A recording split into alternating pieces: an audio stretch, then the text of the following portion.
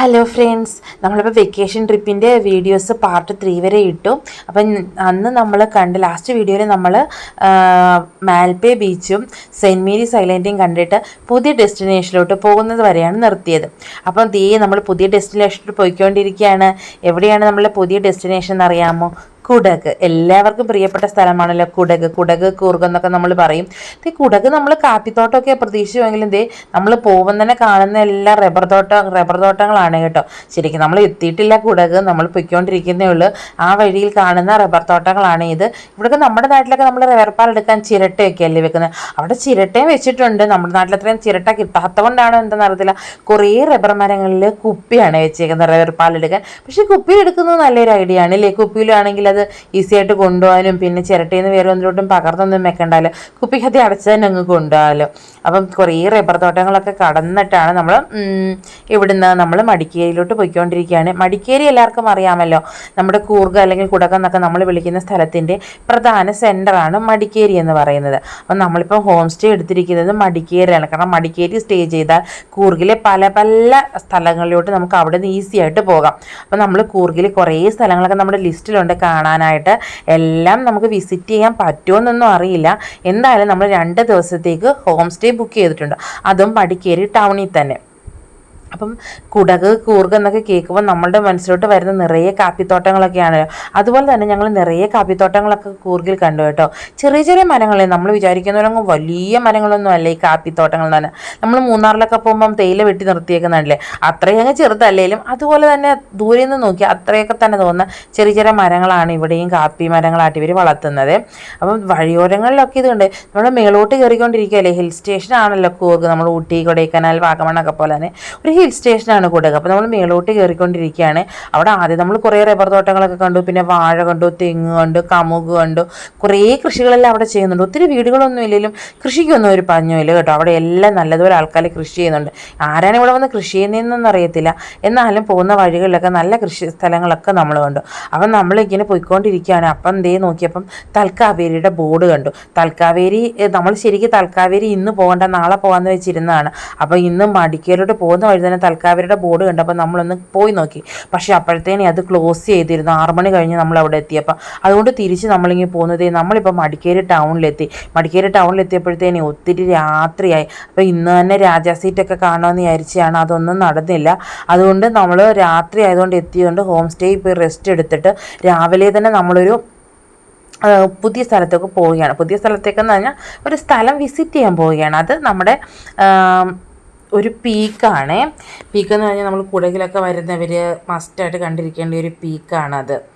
അപ്പോൾ ആ പീക്കിലോട്ട് രാവിലെ നമ്മൾ ഹോം സ്റ്റേയിൽ എത്തിയപ്പം തന്നെ ഹോം സ്റ്റേയിലെ ചേട്ടനോട് ചോദിച്ചിട്ട് അവിടേക്ക് എങ്ങനെയാണ് പോകുന്നത് എന്നൊക്കെ പറഞ്ഞ് നമ്മളൊന്ന് ചോദിച്ചു വെച്ചായിരുന്നു. അപ്പോൾ അവരുടെ അറിയാവുന്ന ഒരാളുടെ ജീപ്പുണ്ട്, ആ ജീപ്പ് രാവിലത്തേക്ക് ബുക്ക് ചെയ്യാം എന്നൊക്കെ പറഞ്ഞു.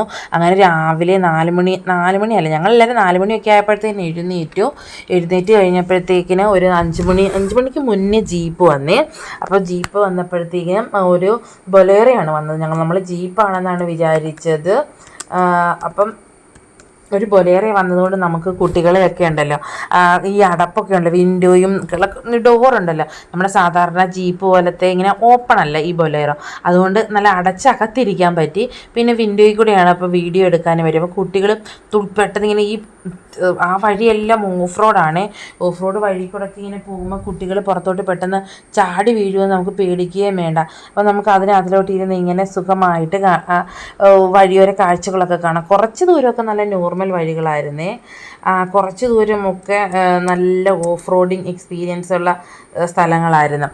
അപ്പം സ്ഥലങ്ങളെന്ന് പറഞ്ഞാൽ റോഡ് തന്നെ. അപ്പോൾ നമ്മളിങ്ങനെ അതിനകത്തിരുന്നോണ്ട് എൻജോയ് ചെയ്യട്ടെ. ഞങ്ങളൊക്കെ വിചാരിച്ചു നമുക്ക് അവിടെ പോകുമ്പോഴാണെങ്കിൽ നമുക്കിങ്ങനെ വളഞ്ഞു പുളഞ്ഞുള്ള റോഡാകുമ്പോഴേ ഈ വോമിറ്റിംഗ് ഒക്കെ ടെൻഡൻസി വരുമെന്ന് വെച്ചിട്ട് ഞാനൊക്കെ ഒരു ഗുളിക തിന്നുകൊണ്ടായിരുന്നു കയറിയത് കേട്ടോ. കാരണം എനിക്കിങ്ങനെ ഒത്തിരി വളഞ്ഞു പോകുന്ന സ്ഥലങ്ങളൊക്കെ വരുമ്പോഴേ ഈ ഒരു വോമിറ്റിംഗ് ടെൻഡൻസി ഒക്കെ തോന്നാറുണ്ട്. അതുകൊണ്ട് ഞാനാണെങ്കിൽ ഈ വോമിറ്റിങ്ങിൻ്റെ ഒരു ഗുളികയൊക്കെ തിന്നിട്ടാണ് ഇരുന്നത്. അപ്പം നമ്മൾ പോകുന്ന പീക്കിൻ്റെ പേര് ഞാൻ പറയാം. നമ്മൾ മണ്ടൽപ്പട്ടി പീക്കിലോട്ടാണ് പോകുന്നത്. ഇത് കുടകിൽ വരുമ്പം മസ്റ്റായിട്ട് വിസിറ്റ് ചെയ്യേണ്ട ഒരു സ്ഥലമാണ്. നമ്മുടെ കുടക് മടിക്കേരിയിൽ നിന്ന് ഏകദേശം 18 കിലോമീറ്റർ ഉണ്ട്. ഉണ്ട് ഇവിടോട്ട്. അപ്പം നമ്മുടെ ഹോം സ്റ്റേ നമ്മുടെ മടിക്കേരി ടൗണിൻ്റെ തൊട്ടടുത്തായതുകൊണ്ട് നമുക്കും ഹോം സ്റ്റേ ഏകദേശം 18 കിലോമീറ്ററാണ് ഇവിടത്തേക്ക് ദൂരം. അപ്പോൾ ചേട്ടൻ രാവിലെ 5 മണിയൊക്കെ ആയപ്പോഴത്തേക്കിനും നമ്മുടെ ഹോം സ്റ്റേയിൽ എത്തിയത്. നമ്മൾ ഇവിടെയൊക്കെ എത്തിയപ്പോഴത്തേനും ഇത് നന്നായിട്ട് നേരം വെളുത്തു. പക്ഷേ നമ്മൾ വിചാരിച്ച പോലെ അത്ര വലിയ വ്യൂസ് ഒന്നും നമുക്ക് കിട്ടിയില്ല. രാവിലെ പോകുകയാണെങ്കിൽ വെയിലൊന്നും ഇല്ലാതെ നല്ല സ്ഥലങ്ങളൊക്കെ കാണാമെന്നൊക്കെ വിചാരിച്ചപ്പോഴുണ്ടല്ലോ ഇവിടെ വന്നപ്പോഴത്തേനും മൊത്തം കോട മൂടിക്കിടക്കും. അപ്പം നമ്മൾ ഇവിടെ എത്തിയപ്പം ഇതൊരു പാർക്കിംഗ് പ്ലേസ് ആണ്. ഇതിൻ്റെ മേളിലോട്ട് ഇനി അവർ ജീപ്പൊന്നും കയറ്റി വിടത്തില്ല. ഇവിടെ കണ്ട് വലിയ പാർക്കിംഗ് പ്ലേസ് എന്ത് വേണ്ടി ജീപ്പാണ് അത്ര രാവിലെ തന്നെ കിടക്കുന്നതെന്ന് നോക്കി. ഞങ്ങൾ വന്നപ്പോൾ കുറേ പേര് കണ്ടിട്ട് തിരിച്ചു വന്നു.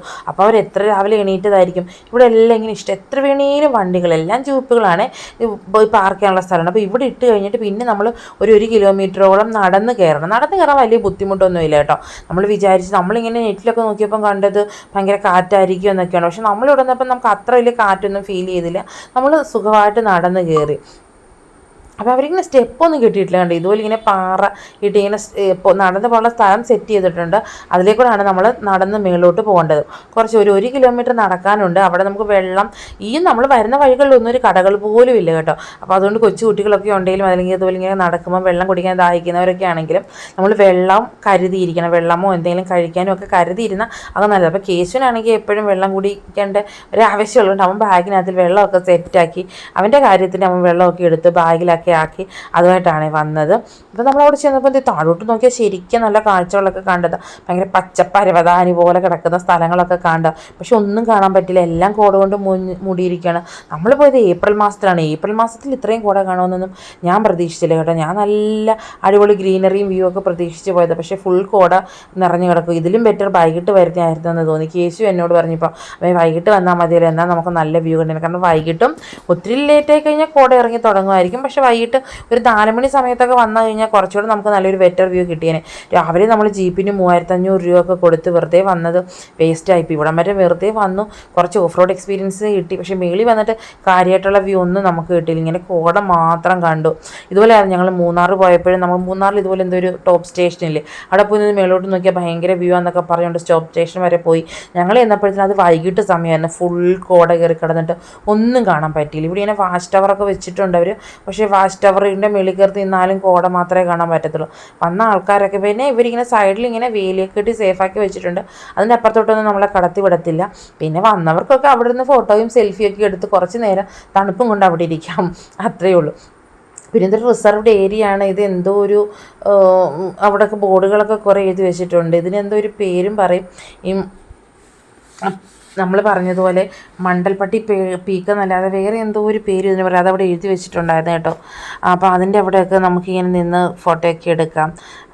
അപ്പോൾ ഇവർ നമുക്കവിടെ നമ്മളെ ജീപ്പിൽ കൊണ്ടുപോയിട്ട് നമുക്ക് 1 മണിക്കൂർ സമയം തരും. 1 മണിക്കൂറിൽ നമ്മൾ തിരിച്ചു വരണം. കാരണം നമുക്ക് അതിൽ കൂടുതൽ സമയം അവിടെ നിൽക്കാൻ വയ്യ. അപ്പോൾ ഞങ്ങൾ 1 മണിക്കൂർ സമയം അവിടെയൊക്കെ നിന്ന് കറങ്ങിയിട്ട് ഞങ്ങൾ തിരിച്ചു വന്നു. അപ്പോൾ തിരിച്ച് ഞങ്ങൾ വീട്ടിലെത്തിയപ്പോഴത്തേനും 8 മണി 8:30 ആയി കേട്ടോ.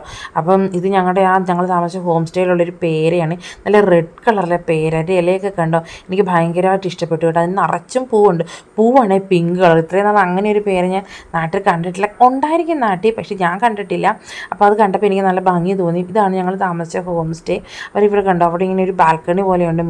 മേളത്തെ നിലയിലായിരുന്നേ. താഴെ ഓണേഴ്സ് താമസിക്കുന്നു. മേളിലാണ് നമുക്കുള്ള റൂം അവർ തന്നിരുന്നത്. മേളിൽ 3 ഫാമിലിക്ക് താമസിക്കുക എന്ന് വെച്ചാൽ ഒരു ഇതുപോലെ. ഇപ്പം ഞങ്ങൾ താമസിച്ചത് ഒരു ഫാമിലി താമസിക്കുന്ന ഏരിയയിലാണ്. അവിടെ 2 ബെഡ്റൂമുണ്ട്. 2 ബെഡ്റൂം അതുപോലെ ഒരു കിച്ചൺ സൈഡിൽ തന്നിട്ടുണ്ട്. വേണമെങ്കിൽ നമുക്ക് കുക്കൊക്കെ ചെയ്യാം.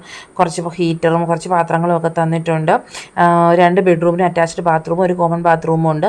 പിന്നെ അവർക്ക് എക്സ്ട്രാ ആൾക്കാർ ആരെങ്കിലും ഉണ്ടെങ്കിൽ കിടക്കാനായിട്ട് നമുക്ക് നല്ല ബെഡും തന്നെ. അതിങ്ങനെ നമുക്ക് ഈ കോമൺ ഏരിയ അല്ലെ 2 ബെഡ്റൂമിൻ്റെ കൂടെ ഇടയ്ക്കായിട്ടുള്ള ഹാൾ പോലുള്ള ഒരു ഏരിയ ഉണ്ട്.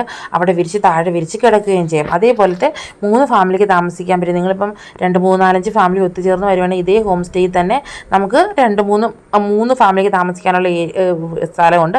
അവിടെ എടുക്കാവുന്നതാണ്. അഫോർഡബിൾ റേറ്റിൽ മടിക്കേരി സിറ്റി തന്നെയാണ് ആ ഹോം സ്റ്റേ. ഭയങ്കരമായിട്ട് എനിക്ക് ഇഷ്ടപ്പെട്ടു. നല്ല വൃത്തിയുള്ള ഹോം സ്റ്റേ ആയിരുന്നു. അപ്പോൾ രാവിലെ ഞങ്ങൾ മണ്ടൽപേട്ടി ബീക്കൊക്കെ കണ്ടിട്ട് വന്നിട്ട് കുറച്ച് നേരം കിടന്ന് ഉറങ്ങാമെന്നൊക്കെ വിചാരിച്ചു. കാരണം ഇന്നലെ രാത്രി വന്നിട്ട് രാവിലെ എണീറ്റ് പോയത്. പക്ഷേ ആർക്കും ഉറങ്ങാനൊന്നും തോന്നിയില്ല. എല്ലാവരും ആ പീക്കിൽ പോയി ആ തണുപ്പൊക്കെ കൊണ്ടൊരു എനർജി ആണോ എന്ന് അറിയത്തില്ല.